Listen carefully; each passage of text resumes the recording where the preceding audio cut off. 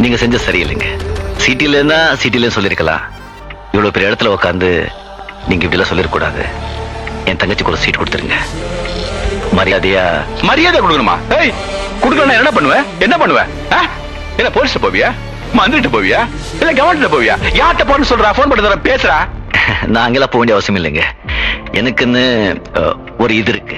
என்ன ரவுடிங்கிறியா? ஏய், நானே பெரிய ரவுடிடா. அதான்டா முதல்ல, அப்புறம் தான்டா இதெல்லாம். ஐயா, என் பேர் மாணிக்கம். எனக்கு இன்னொரு பேர் இருக்கு.